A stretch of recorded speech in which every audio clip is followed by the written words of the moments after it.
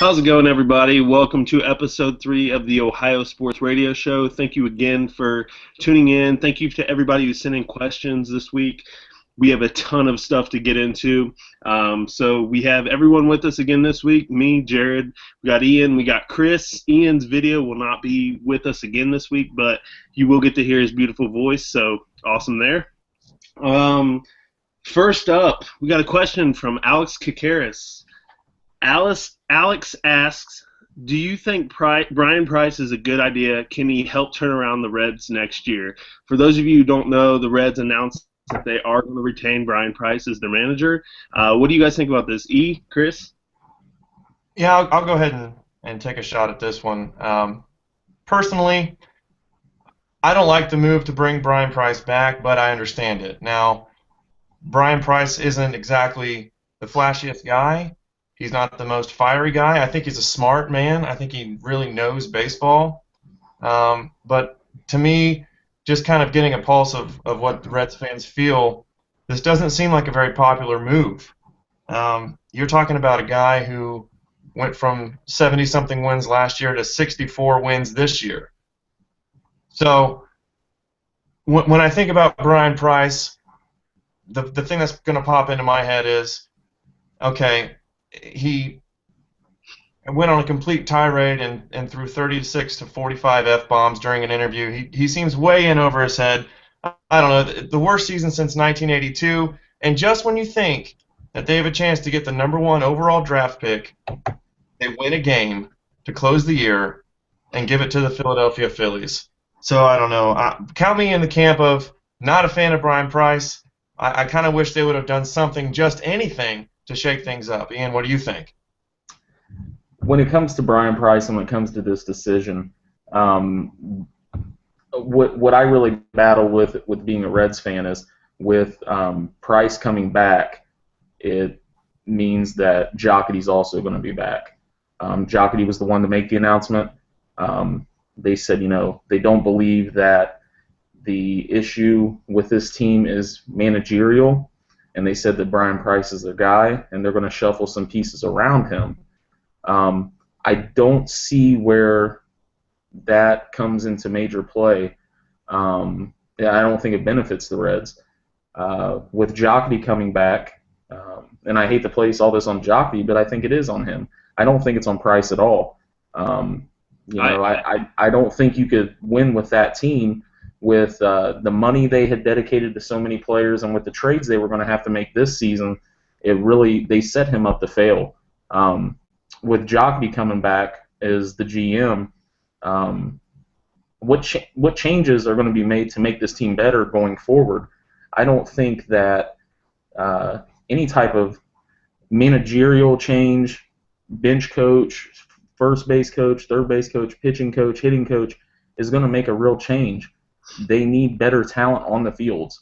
That's what gets them. Chris alluded to the makeup of this team earlier in the day when he talked about, we've got a lot of aging hitters and we've got the youngest staff in the league, and that's not a good combination. That doesn't mix well. I'm not the biggest fan of them bringing back Bryan Price, but in the same token, I don't think any manager could succeed with the stuff that's going on in Cincinnati. I absolutely 100% agree, guys. Price was backed into a corner. Jocketty gave him no weapons. Cueto dealing his ace away. Leak was dealt away. Chapman will odds are be dealt away. We've talked about it. Frazier could possibly go as well. What else does he have? I mean, Price has, yes, he managed the bullpen pretty bad a couple times this year, more than a couple actually. But I mean, what else does he have? He has no weapons. I agree with Ian. It doesn't matter who's managing that team. They're not going to win with nobody on the field. So the Reds look like they're in full blow-up mode. Let's start to rebuild. No, I fully agree with that. I think this is not a two-move fix. I think that what it boils down to is it goes back to that sense of entitlement thing that we were talking about last week with Ohio sports fans. We got spoiled with a few years in the playoffs, and when we went back to playing poor baseball and finishing poorly, now we think, okay, there just needs to be one or two moves made. I'll be the first to say, I hated seeing Cueto go, I hated seeing Leak go, but the guys they brought in, those weren't bad deals. I think we're going to end up winning that Cueto deal because I think Jocketty got absolutely everything he could out of him because Cueto struggled in Kansas City. Yeah. But I don't know. Moving forward, it's going to take a lot. This isn't a 1-year fix. This isn't a 2-year fix. I mean, this is a complete rebuild. Like you said, Jared, they're going to be making more moves. I don't see them signing Todd Frazier. He's going to get a Kyle Seager-like deal, which was in the neighborhood of 6 years, $105 million, and that puts him at, I think, like 36 or 37 at the end of that deal. And I think if we've learned anything, I love Joey Votto, but I think if we've learned anything, we can't back ourselves into the corner with more deals like that. So yeah. I think you're going to see Frazier go. I think you're going to see Chapman go. You don't need Chapman is the most dominant closer in baseball, but I mean, look what the Atlanta Braves did. They traded away Craig Kimbrell right before the season started this year because why do you need a lockdown closer when you're not going to contend? I completely agree. The team is just he had no weapons. I mean, simple as that, man. They're not going to be able to reset. The Reds seem to, after something good happens, so like Homer Bailey throws a no-hitter, they sign him to a long-term deal.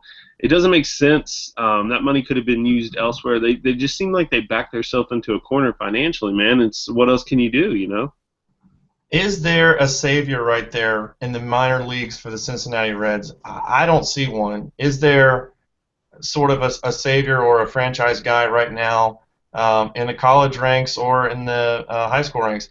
When Ken Griffey Jr. was coming out, everyone knew he was the #1 pick. People were losing games to try and get him. Same situation with Mike Trout. You look at some of the mock drafts that they have now for baseball teams, maybe 9 of the top 10 guys are pitchers.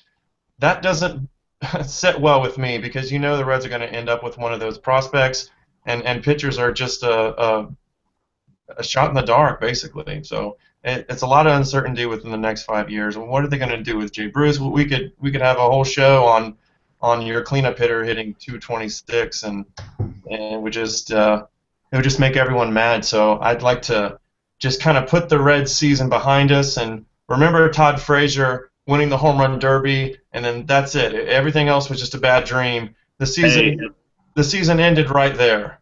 At least we had the All-Star game. Yeah. The All-Star game. What else can you do, We'll always have the All-Star game. Like Chris said, I think we can go on and on about the Reds, and I think we had made a plan, once the Major League Baseball postseason comes to a conclusion, we'll do a end-of-the-season analysis on the Reds. But it seemed like all the 2015 Reds were missing was a quarterback controversy. Yeah, exactly, man. Speaking of quarterback controversy, what about your Cleveland Browns, E? What do you think about that? Is there still a controversy up there in Believeland?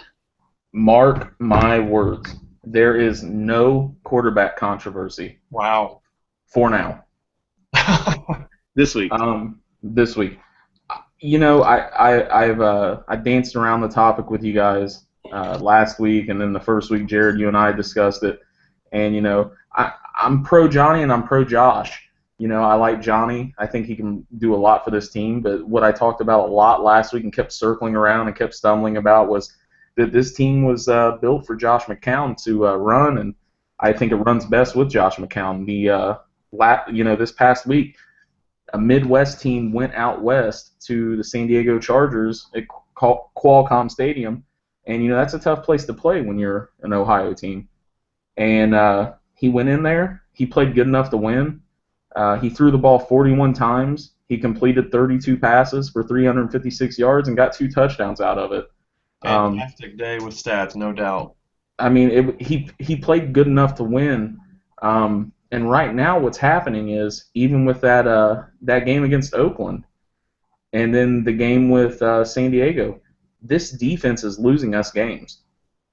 Which is weird. Which is weird for you guys. That's really weird. It's very weird because the last several years, defense is what's kept us in, and that's what the Cleveland Browns are known for is their defense. I talked about it in the piece I wrote for our website.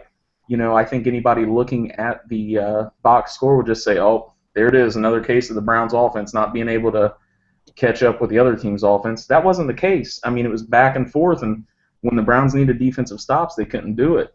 McCown has played, I call it 2 games because I really don't count that first game where he got, knocked out on the first drive, but through, essentially 3 games, but it's really only 2. He's 65 for 98 for 746 yards, 4 touchdowns, and a pick. I mean, that comes out to, in a 2-game span, he's basically going 32 for 49 every game. And I know you don't throw the ball almost 50 times a game. And that's another thing. If you watch that San Diego game, I don't think they planned on passing that much.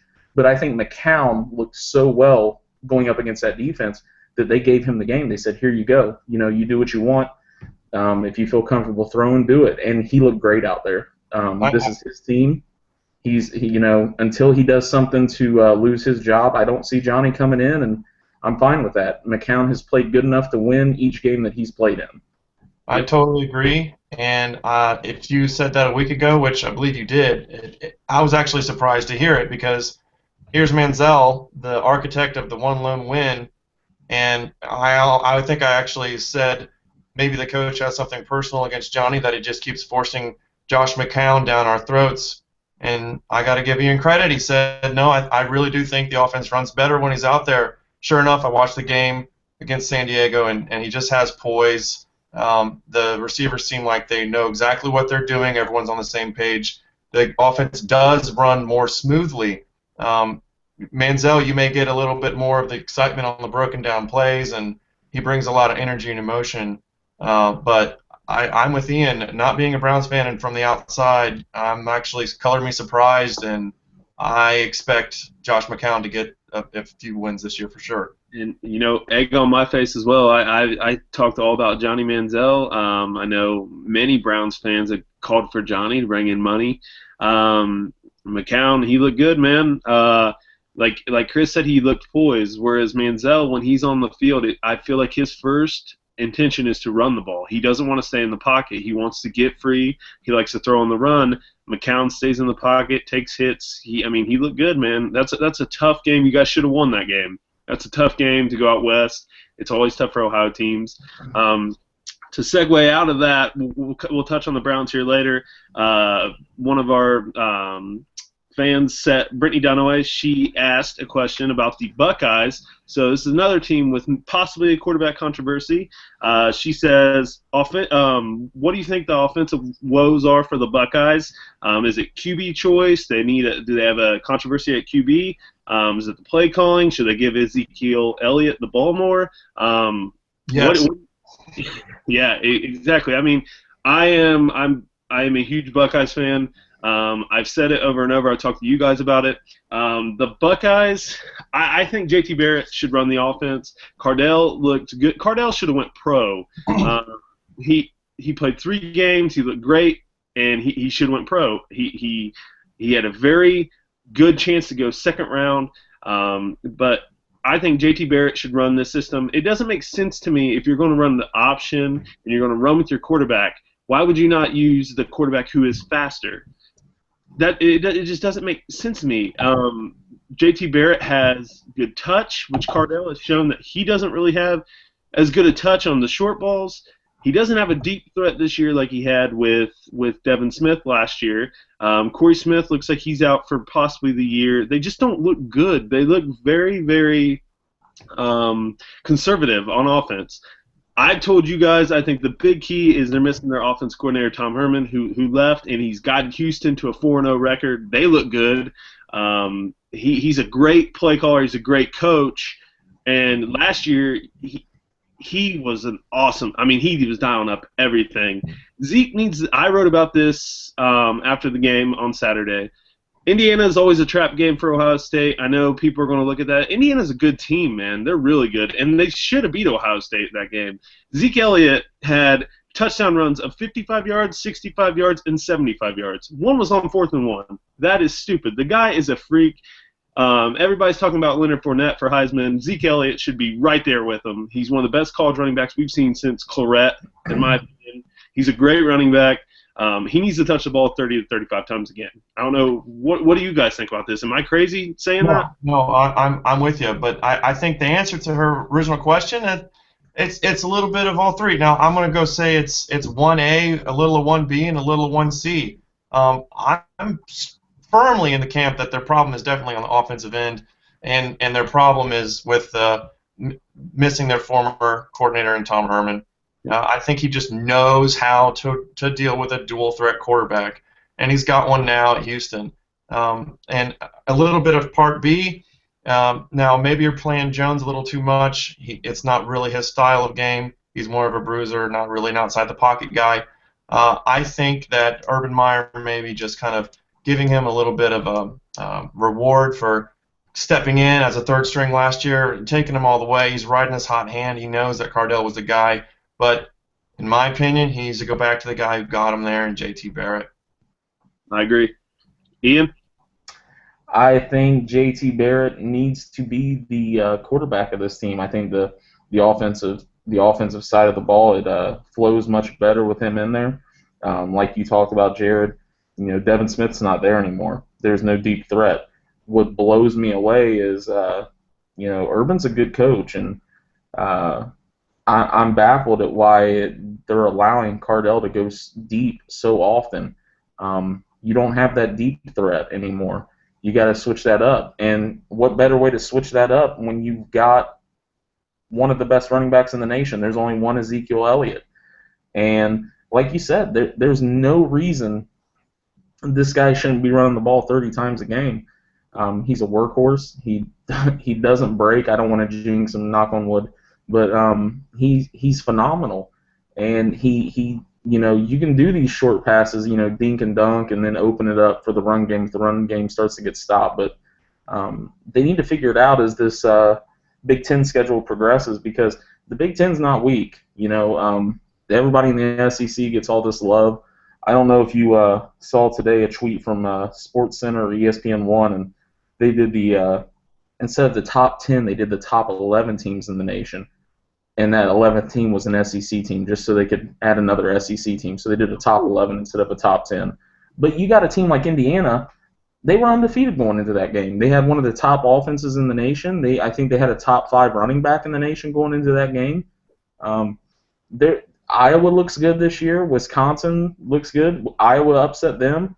I don't think it's an upset. I think that Big Ten is top heavy this year, and I think as we get into the thick of that Big Ten schedule, Buckeyes are going to struggle if they keep Cardell in there. I 100% agree. I think he's a good quarterback. I don't think he's the one for this system, though. I still think it's JT Barrett. I mean, that's just me. But let's move on to the Cincinnati Bengals now. Speaking of all that controversy with these other two Ohio teams, let's bring up the fact that a CBS broadcaster in that Bengals game talked about a running back controversy in Cincinnati. Do you believe that? Okay, I'm just going to nix this right now. There is absolutely no running back controversy in Cincinnati. Jeremy Hill is their workhorse. Gio Bernard is their different package back. Gio Bernard and Jeremy Hill are going to coexist. If you watch them, whenever one of them has a huge run, the other one's cheering for him on the sideline. This team is so gelled together. This is one of the best and funnest Bengals teams I've seen in a long time. There's no controversy. I wrote about Jeremy Hill. He needed a good game after his fumbling woes. 3 touchdowns. He only finished with about 40 yards, I think. But still, 3 touchdowns, that's a career day for him. Gio Bernard is just a change of pace back. They're going to use him out of the backfield. He's just another weapon in that offensive arsenal. Chris, I know you're a Bengals guy. What do you think about this? 100% agree. And I think if you ask Giovanni Bernard who the number 1 running back is on the team, he's going to tell you Jeremy Hill. Also, this seems to me like another case of the announcers on CBS just looking for some sort of talking point.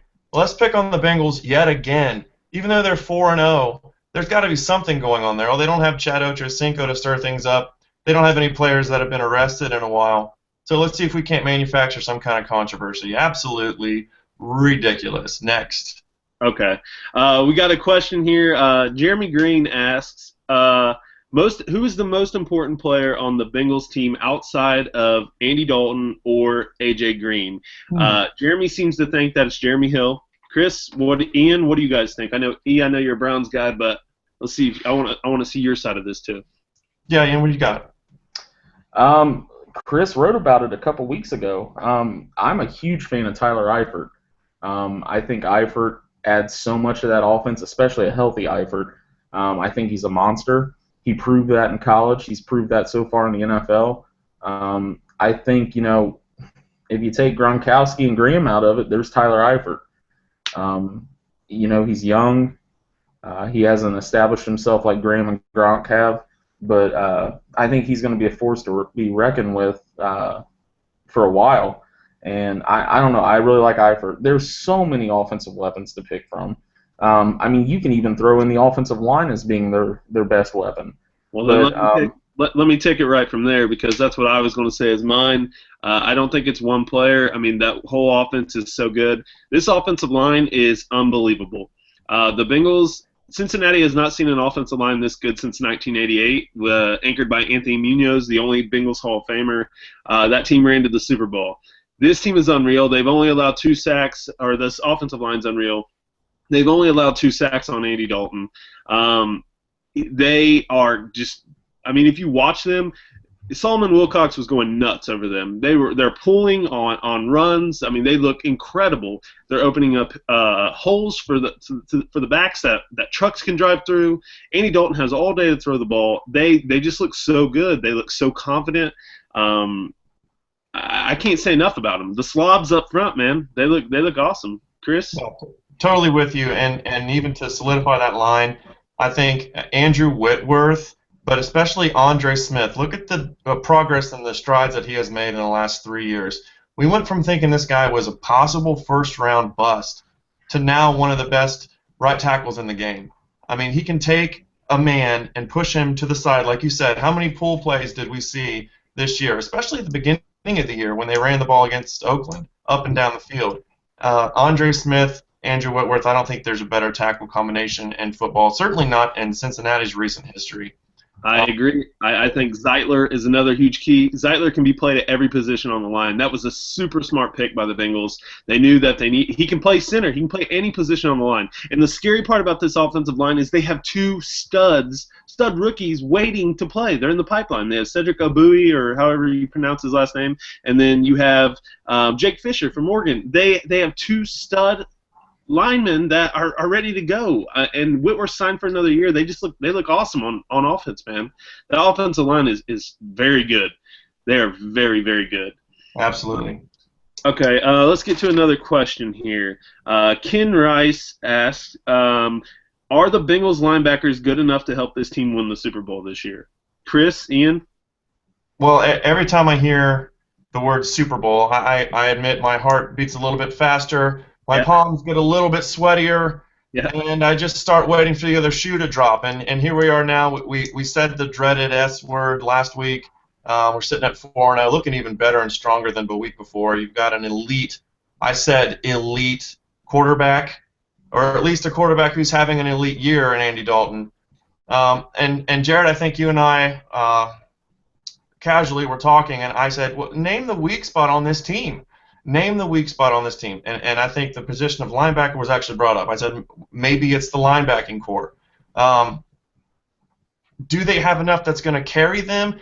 Yes, but Ray Maluga has made a complete turnaround in the past year, and you're still talking about a possible Week 7 to Week 8 return of their leading tackler and Defensive Rookie of the Year candidate in Vontaze Burfict. Yep. Imagine when you get the big guy back. This team is going to be even better than they are now. He's going to give them such a shot of energy. He's going to allow players like A.J. Hawk to take a few downs off, maybe get an extra bit of legs underneath them for a 3rd down pass rush. So to answer the question, yes, the linebacking core is good enough. I think when they're full strength, when Burfict is back, and they got some strength up the middle there. What do you think? I 100% agree. We're forgetting about Vontez Burfict. I mean, this guy led the league in tackles a few years ago, and no one's even mentioning him right now. He's going to be back week 8. For those of you who don't know, he had a surgery on his. So a lot of people think it's concussions. He's cleared with concussions. He had a surgery a couple years back to fix a knee. The surgery, there was some stuff going wrong with his knee. It was rubbing. He had some cartilage rubbing, so they went in and fixed it. So what I've read and what I've seen from the Bengals is he is well ahead of schedule. They're saying he could possibly come back week 7, but if they're winning, there's no way. If I'm Marvin Lewis, I don't let him come back unless he says I'm 100% healthy. He's got to be cleared by like 10 different doctors. Get this guy healthy. Agree. When he comes back, he makes that defense even better, and they're already way better than they were last year. A.J. Hawk has filled in well. A.J. Hawk is got to be a good leader on the defensive side of the ball. I mean, he's been in the league so long. He's a great player. He's filled in well, a lot better than what people thought he would. A lot of people kind of laughed at when the Bengals signed A.J. Hawk because they thought he was just an old vet wanting to retire close to home. He's actually played well. Malaluga, like you said, has played really well. He's turned his career around. Vincent Ray is a stud. I mean, that guy is a beast, man. And I think P.J. Dawson, I tweet about this guy a lot. I think he's going to be a great player in the NFL. I think he's a great linebacker. So, Ken, I do believe that the Bengals linebackers, Chris believes that the Bengals linebackers are good enough to help this team win the Super Bowl. E, you got anything to say about that? I'm just going to say sure because I don't, I'm a Browns guy. But one thing you said that I do want to touch on, Hawk. I think he was a leadership sign. I think they wanted a leader on defense, and I think he's provided that, and I think he's provided well. Also, I've always been a big Malaluga fan ever since he was at USC, and then my boy Vinny Ray from Duke, he's a Blue Devil, tearing it up, showing that Duke's not only a basketball school, we got a football program down there too. Vinny Ray's a beast, man. Vinny Ray is a monster. But here's another Bengals defensive question that we got from Ricky Barker. Ricky asked, do we think the revamped defense of the Bengals will be able to contain Russell Wilson this week? Russell Wilson, likes to get out of the pocket a lot. What do you guys think about this? Chris, Ian? Yeah, I'll go ahead and start with this. Now, I'm thinking about the Bengals this year. That's a tough question because they haven't really been tested with a mobile quarterback, or certainly not one as mobile and with the ability of a Russell Wilson. Now, primarily the first 4 games have come against teams with pocket passers, and they've done well. Now, the closest comparison I can say of the Bengals' first 4 games would be like a Phillip Rivers type player. Phillip Rivers likes to make plays on the run. He likes to make plays with his feet, and he likes to throw deep. He's no Russell Wilson. Russell Wilson's a completely different beast. I think they're going to have to be on their A-plus game. Now, Marshawn Lynch, though, is an interesting discussion altogether because he may not be at his best. I know he missed Monday night's game. Marshawn may not play. He may not play at all. Right? He's having one of his down years, and Seattle looked like a different team last night. They didn't impress at all. They almost and should have lost to the Lions. So if that's the Russell Wilson that we see Sunday, absolutely they can contain him. But something tells me that it won't be, that they're going to be a little bit more hungry to prove themselves on the road. Hopefully the Bengals will be up for the challenge, though, and they'll see the Seahawk logo and know that they have to up their game as well. Ian? I agree. I think what this is going to come down to is the adjustments the defense makes. Like you guys both said, they haven't faced a Russell Wilson-like quarterback yet. I think Wilson may succeed early, but I think the Bengals got the right guys in place on defense to make the proper adjustments to contain him. And without Lynch, or even if Lynch does play, he's going to be playing not at 100%. I think the Bengals make the right adjustments. I'm going to take them this week in my picks, but I think that they'll be fine against the Seahawks. So I kind of looked into this. I watched the game last night. They didn't look good. They have not looked good all year. Their offensive coordinator is not. He's not impressing me at all. The stuff to run is so questionable, so weird. They struggled. Marshawn is having one of his worst years ever, Chris, like you touched on. And that could be because their offensive line is terrible. They're not good. They're struggling very bad. Russell Wilson has been sacked a league-leading 18 times. He's tied with Alex Smith. Five of those came at the hands of the Bengals, I think, against Smith. But anyways, 5 or 6, I can't remember. Sorry. But anyways, he's been sacked 18 times. That's terrible. He's on pace for 72 sacks this year. The league record 76. So. Their offensive line is clearly not good. Marshawn Lynch that could be why he's having a bad year. I don't think I don't know. I just think the Bengals defense is really good this year. They're really good. They already have 11 sacks. So I looked into it last year. Right now the Bengals are ranked 6th in the NFL in sacks. They have 11 sacks, all by their defensive line. None by linebackers or corners, safeties, nothing. Their whole defensive line has 11 sacks. Last year the Bengals ranked 32nd in the NFL in sacks. Dead last in the league. So already they're ranked 6th in the NFL. These are numbers that make Mike Zimmer smile, like I wrote about. I just think this defense is much better. Paul Gunther is actually dialing up blitzes, going out and signing Michael Johnson. That was huge. Him and Carlos Dunlap coming off the edge, collapse in the pocket, and Geno Atkins looks unstoppable in the middle of the line. They're putting 2 guys on him, and he's just blowing through guys. He's got 3.5 sacks already. I mean, he looks better than when he got hurt. I was just going to say, Jared, dead last in sacks in the NFL last year. I think you can attribute that to 2 words, and that's Geno Atkins. The guy demands attention in the middle, and when he's got the offensive protection distracted, that's when your blitzers can just come in unblocked. So the disruption he creates cannot be understated, man. Exactly. And Pecco looks good in the middle. Pecco's getting involved. I'm a fan of the belly dance. I think that needs to be their signature the rest of the year, man. I mean, they look good. I know it's only week 4. They look good. But yeah, and I don't know. Well, let's move on. Let's segue. So we got a couple other questions. We got one from let's do one more Bengals question. We got one more Bengals question. Kind of wanted to save this for later, but let's just do it now. Jake Parrish asked, what would you say to Bengals fans who remain skeptical about the team's playoff chances, therefore holding back enthusiasm? And I'm just going to take this one right now. Jake, enjoy it while you can. Do you remember the years we were terrible? Winning 2-3 games a year, we were awful. The stadium was empty. You have to enjoy. Sports can change at any moment. You never know what kind of team they're going to put on the field year to year. The Bengals are winning. To all the Bengals fans that love the negative aspect of this, they want to dog Andy Dalton, they want to dog all these players. Stop. Enjoy it. Enjoy it. I mean, flip of the coin, Ian over here, his team should have a better record than they do.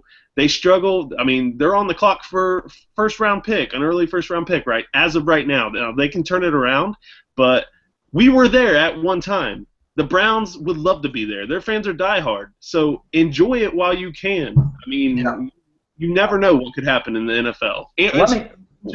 Let me touch on that about the fans. I'm a big fan of, we talked about sports radio and whatnot, but I'm a big fan of Colin Cowherd. And this week, Cowherd had some strong words about the Bengals. And I think fans hear this, and then fans buy into it. And, I mean, I know that's his job, but how much attention do you think Colin Cowherd actually pays to the Cincinnati Bengals? But he said he thinks that the fans are ignoring the surrounding talents around Dalton, which, I don't know. I mean, I think they make Dalton better, so Dalton's obviously having a good season, and all those talents are equating to a good season. But one thing to note that I think the fans take about this is, he did say that all 4 seasons, Dalton's quarterback rating has declined each month. Well, that happens to a lot of quarterbacks. That's not just Andy Dalton. A lot of people have hot starts, they fizzle out. I don't buy into that. One interesting stat, though, that I kind of buy into, I don't want to take away from Dalton's performance, but I thought this was a very interesting stat. The Bengals lead the NFL in starting field position. And they typically start right around the 35-yard line. And, if you're backed up against the wall on the 2, within, inside the 10, your playbook's limited. With Dalton and that offense getting started every week, out there on the 35-yard line, I think that opens up the playbook more. Now, I'm not saying that equates to Dalton's success. I'm just saying it helps. But for Bengals fans, why are we trying to find the negatives to answer the positives? Enjoy it, like you said, Jared. Enjoy it. Real quick, Chris, I know you're going to go off on something real quick. You mentioned Andy Dalton, and Colin Cowherd says all the pieces around him. Any way you want to spin the Andy Dalton fact, I don't care. I preached it, and I preached it, and I preached it to him red in the face. Andy Dalton is 44-23-1 in his career in the NFL. He's got a 65% win percentage in 4 years.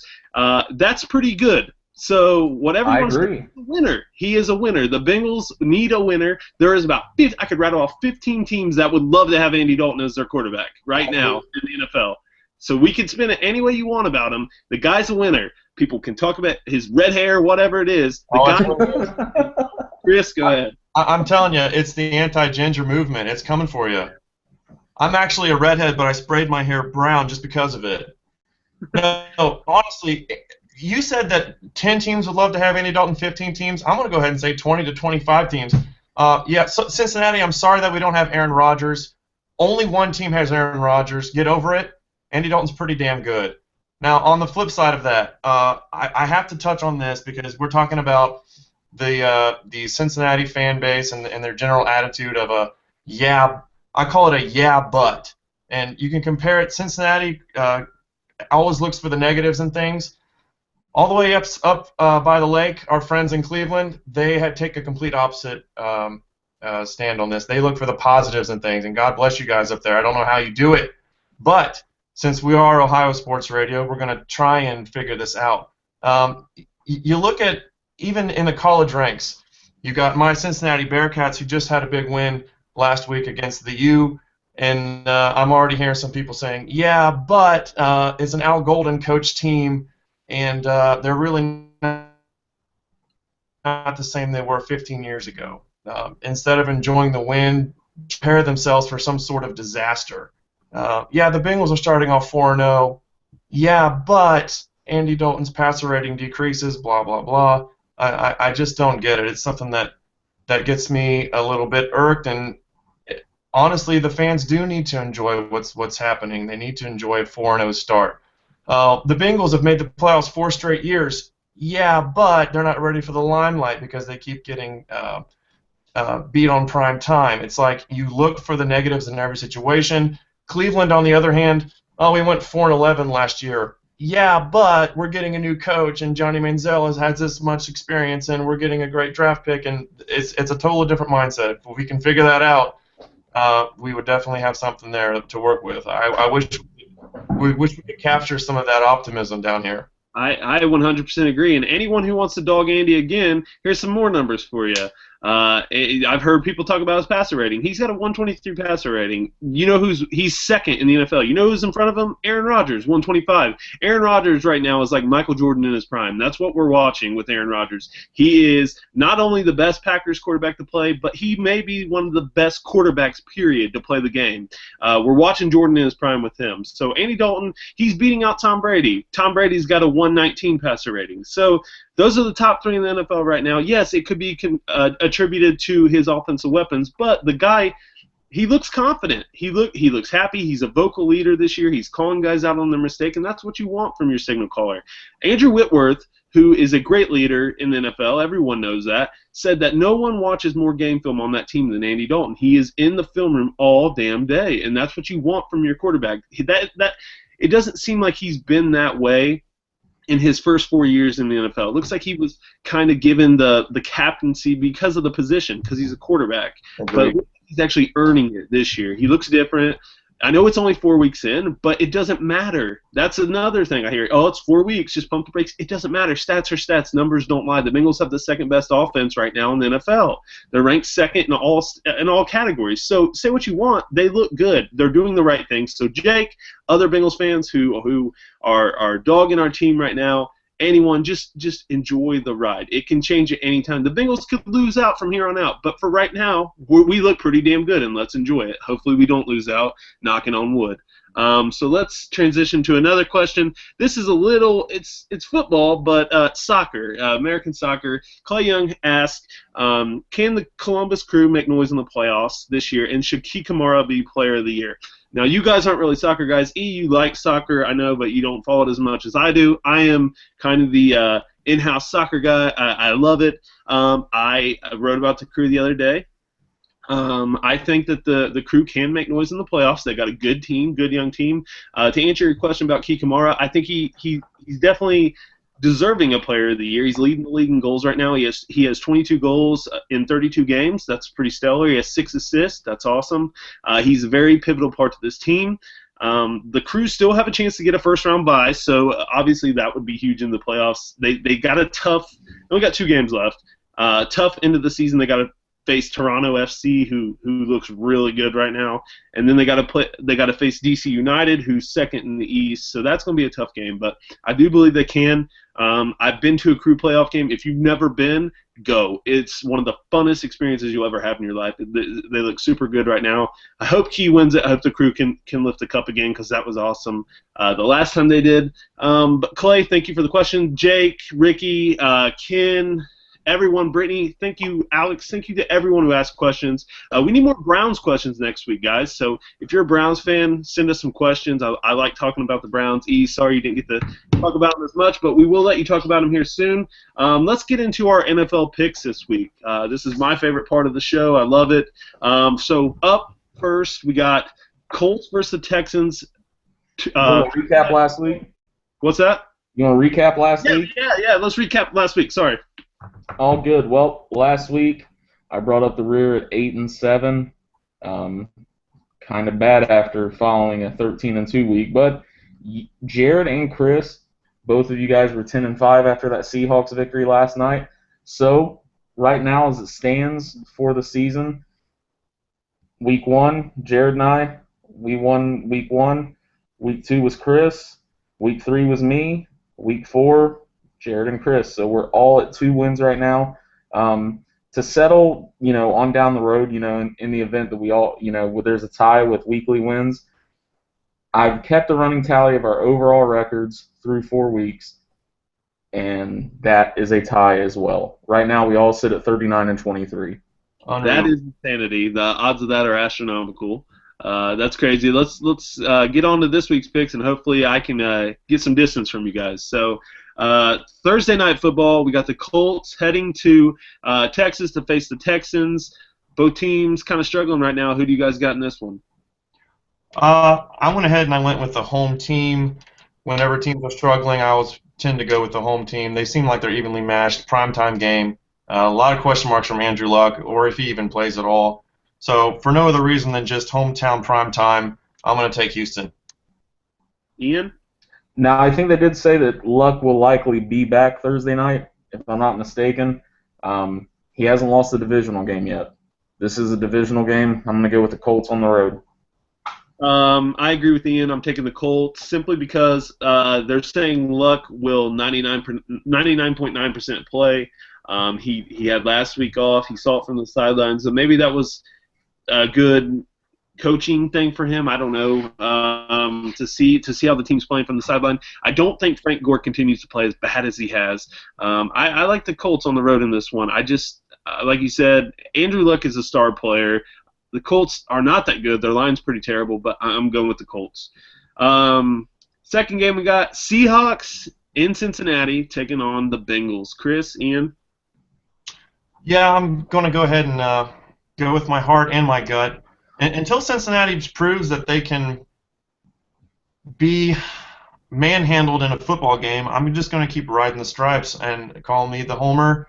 I really don't care. I think they're overall the stronger team, especially the way the last 2 games have gone with both of these teams.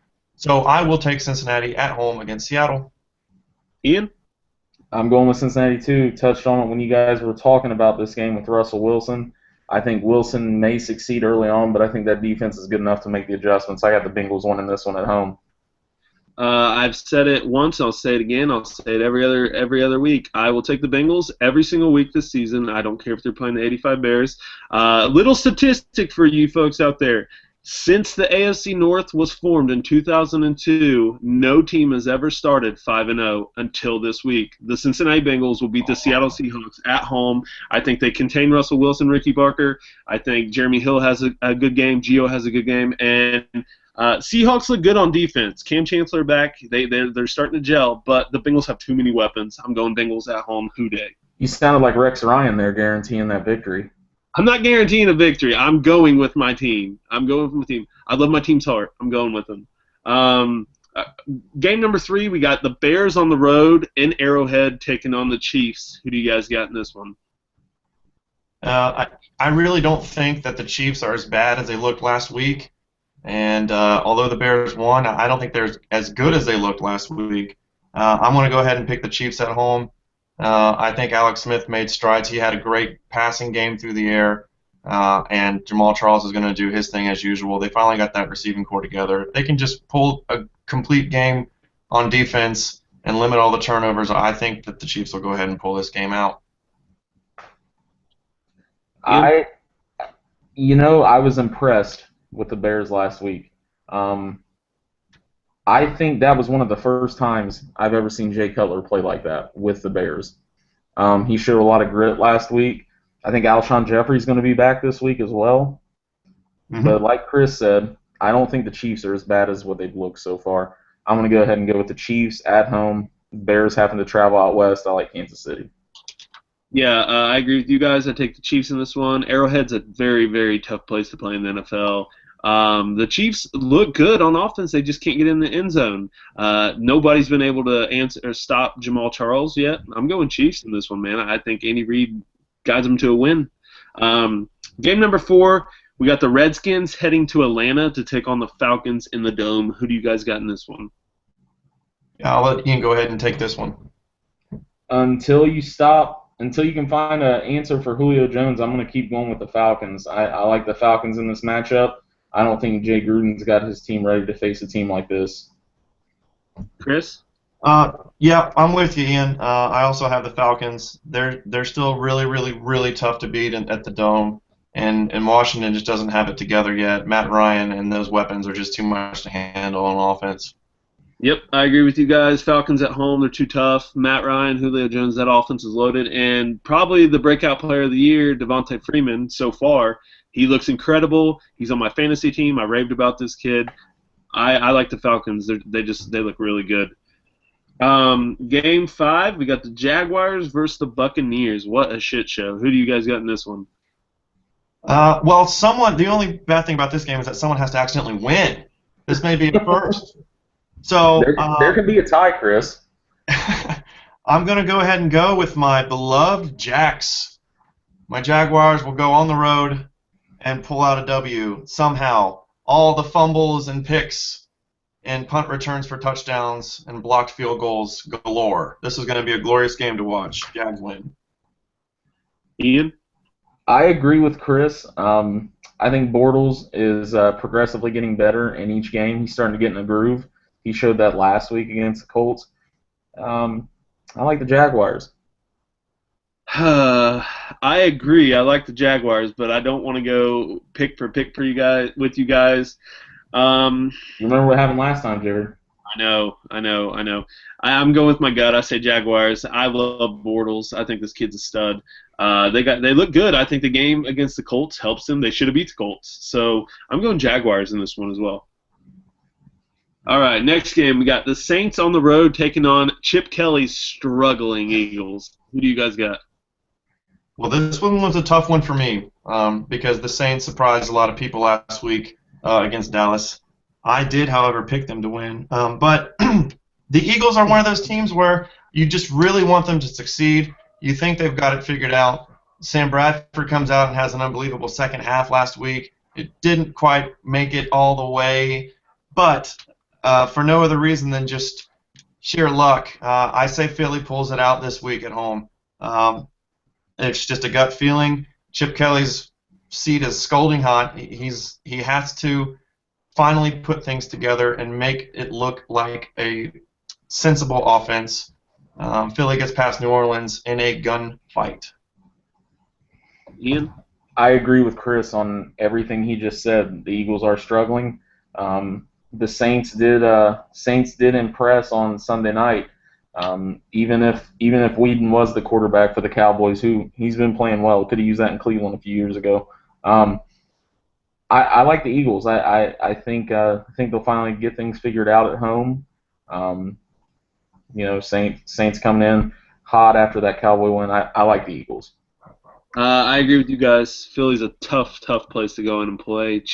Like Chris said, Chip Kelly's seat is burning hot right now. Him taking over control as general manager as well. I mean, he is in a lot of trouble if he doesn't start winning quickly. And I got to give it out to my boy Sammy Bradford. Had to rely on him in fantasy last week because Andrew Luck was hurt. He buried Chris.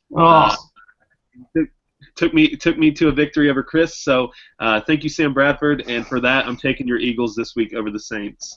The undefeated streak is over in fantasy. Yeah, well, thank you, Sam Bradford, for that. I do appreciate it. Next game, your Brownies take on the Ravens in an AFC North divisional battle. Obviously, me and Chris will keep a close eye on this one as well. Ian, I'll let you lead it off. Who are you taking in this one? I still hate Art Modell. No Steve Smith. Coupled with the Ravens' pass defenses look terrible. The Ravens' defense in general, they're a loss without Suggs. I don't think they're going to be able to put pressure on McCown, and like we saw in the Chargers game, if McCown's feeling it early on, this offense is going to let McCown throw the ball. So I'm going with my Brownies on the road against those terrible Ravens, and you can suck it, Art Modell. Chris?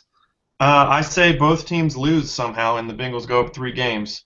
I've got actually Baltimore, in all honesty, should be 0-4. They're not good.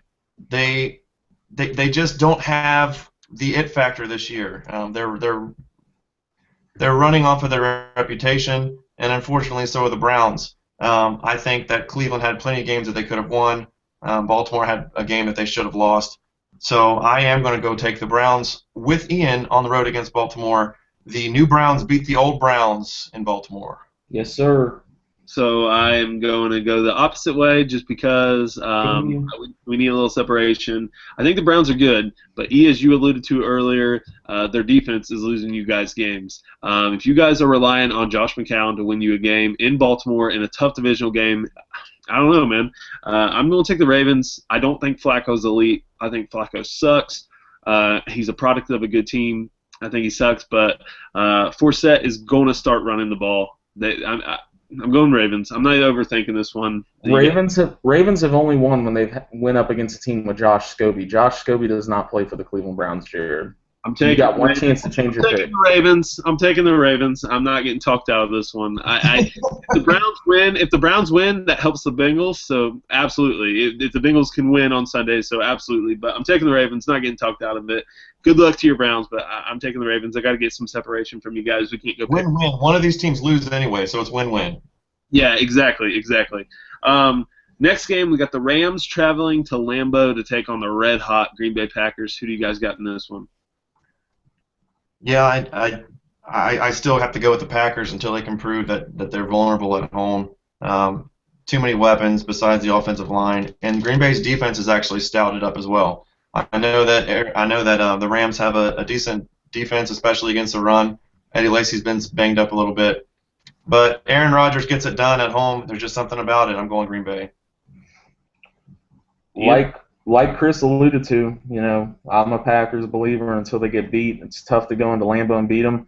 Rams coming off a huge win against my Cardinals, but I don't think that's enough. I don't think they can ride that momentum. I'll take the Packers at home.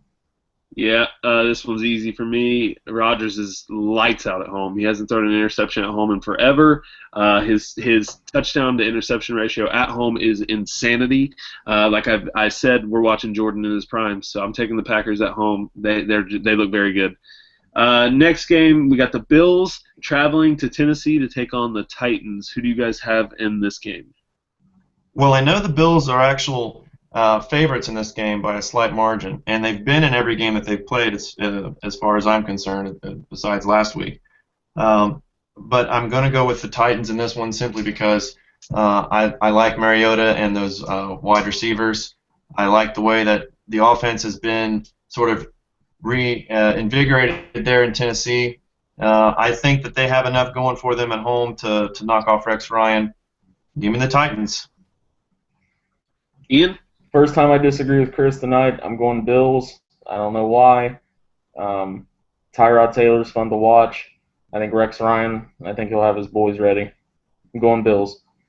I agree with Chris, actually. I'm going Titans. I don't like Rex Ryan. I don't understand what he's done in the NFL. He's had some good teams. He's taken them to some title games and whatnot, but other than that, he's not really done much. He's all talk all the time. It drives me insane.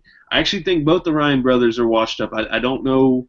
I don't know, man. I like the Titans. I like Mariota. I think he's a good young player. One big thing that sticks out for me with the Bills is Carlos Williams is going to be out with a concussion. Who's the running back right now? Is Shady McCoy going to play in this game? They've not announced it yet. So as of today, Tuesday, they've not announced it. So I don't know, man. I take the Titans at home. I like Mariota. I think he's a good young quarterback. Agreed.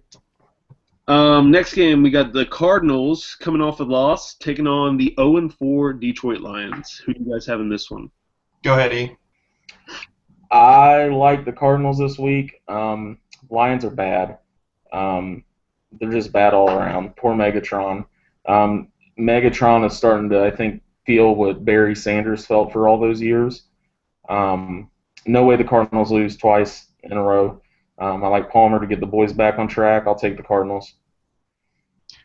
Completely agree. I'm rooting for the Cardinals this year to actually go as deep as they can possibly go. Big Carson Palmer fan. I think he got ripped off here, but that's a different story. The Lions showed signs of life for the past few years, and then they just became the Lions again. I don't know what happened, but they haven't really looked like a team that's ready to go out and win big games. This isn't necessarily a huge game for them, even though it is a home game against a good team. I think it's too much. Arizona wins. I agree with you guys. I don't think the Lions are good. They're terrible. Matt Stafford, like I've preached, he's overrated as can be. The defense isn't good. They look terrible, man. They do not look good. Cardinals are a good team. I like Carson Palmer. They got a good team. Larry Fitz is the man. So Cardinals will win this one, in my opinion. Next game, we got the Patriots heading to Dallas to take on the Cowboys in Jerry World. Who do you guys got in this one? Hold on, I'm just getting a live brief here from Belichick. Yeah, Patriots win 31-20. Oh, I'm sorry. Yeah, that's already what the predetermined outcome is going to be. Just got some radio interference here, so I'm going New England at Dallas. Until New England can show that they, are able to be stopped on offense, Tom Brady is going to do his thing, and Tom Brady's going to be Tom Brady. Whedon can show signs of life if he wants, but Brady's going to have the final say there. He's just toying with people at this point. I think they're the best team in the NFL, and until something catastrophic happens, I'm going to pick them every time. E? Cowboys had a deflating loss this week, no pun intended. I don't know. Like Chris said, and I think the Patriots are a lot like the Packers until they're beaten.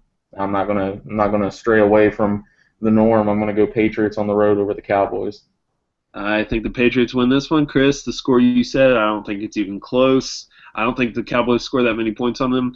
The Patriots have benefited by having a bye early. They're rested. I mean, it's not going to slow them down at all. That's a terrible bye to have it this early, but they're going to be rested.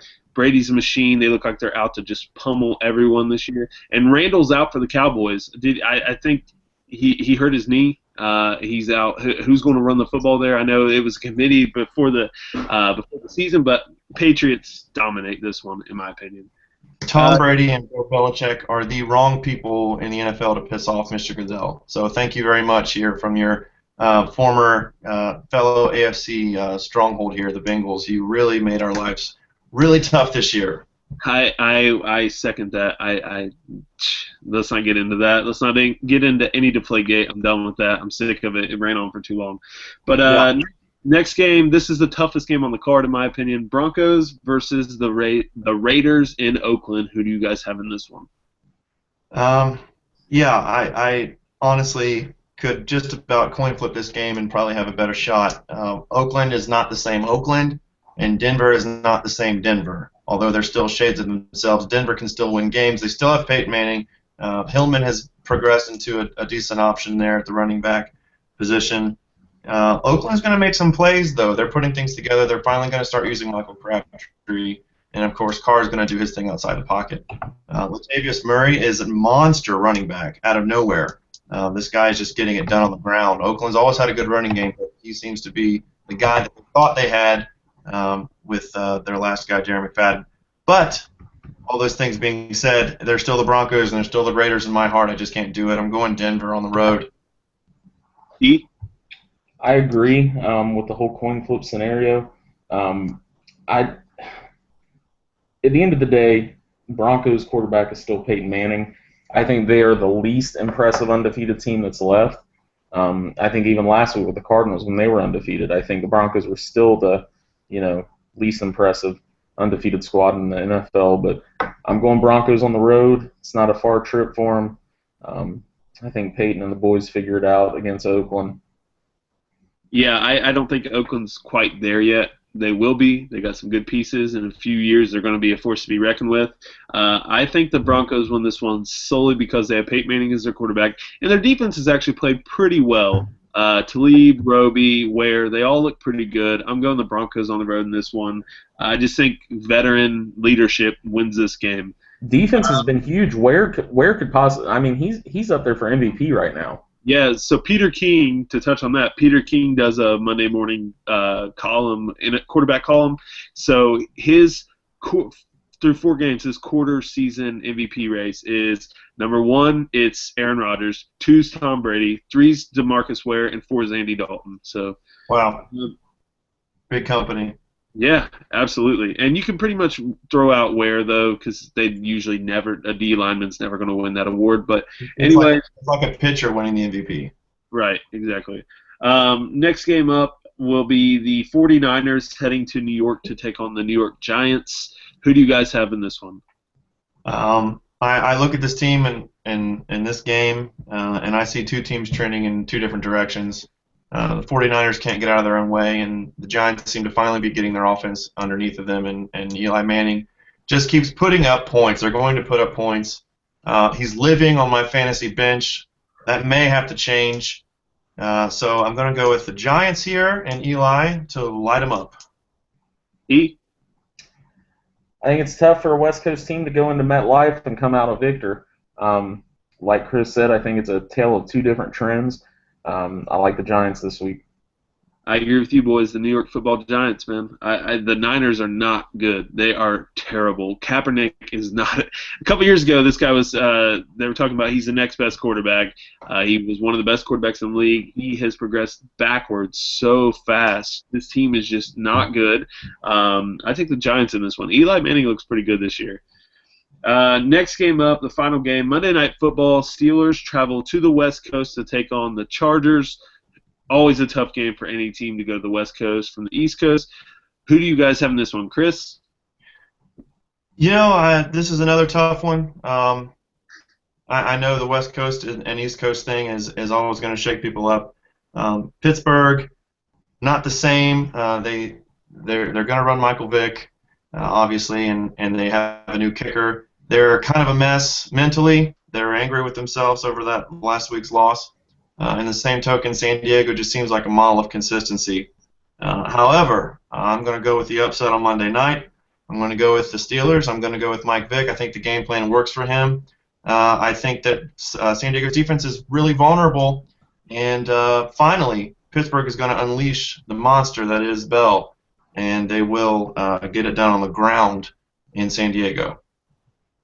E?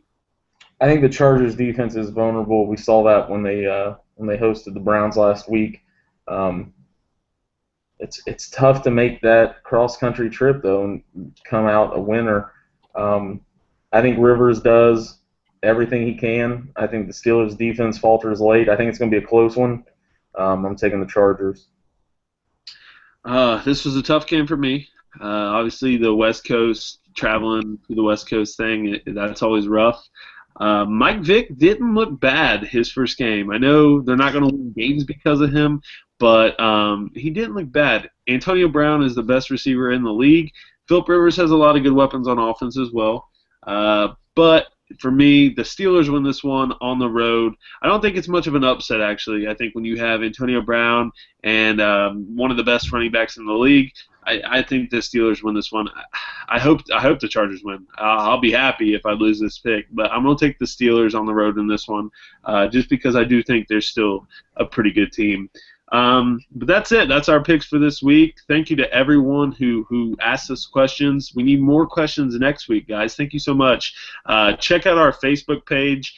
Give us a like on there. You can follow us on Twitter at Ohio Sports Radio. On Twitter, tweet at us, whatever you want. You can contact us through email. Our email is at ohiosportsradio@gmail.com. So, yeah, thank you to everyone. You guys check out our website, ohsportsradio.com. We have fun doing this. And thank you to everyone, again, who asked questions. You guys have anything else to add? No. Next week when we come back, we'll be talking about the 5-0 Bengals and the 2-3 Browns. Ian? I agree with Chris. I think next week we're going to have a lot to talk about. Like you talked about, Jared, it's going to be the first time we see an AFC North team be 5-0. I think that's exciting for the entire state, and I mean that's coming from a Browns fan. Cool for you guys when you're not playing Cleveland. I think Cleveland's going to win this week. It should be a good week for Ohio sports when it comes to football. I hope. I really do. Seahawks, this is the test. This is the one for me that if the Bengals win this one, what does the national media say now? What do they have to say if the Bengals can beat the NFL darling, the Seattle Seahawks? I don't know. We'll see. Hopefully we come back here next week and can give you more of the same. Thank you again to everyone who asked questions, who likes our page, who continues to read our stuff. Give us a like on Facebook. Follow us on Twitter at Ohio Sports Radio. Go to our website, ohsportsradio.com. Check us out. Thank you guys so much. You guys are awesome. We'll see you next week. Hoo day, Ian. Hoo day. We bark together. Thank you, guys.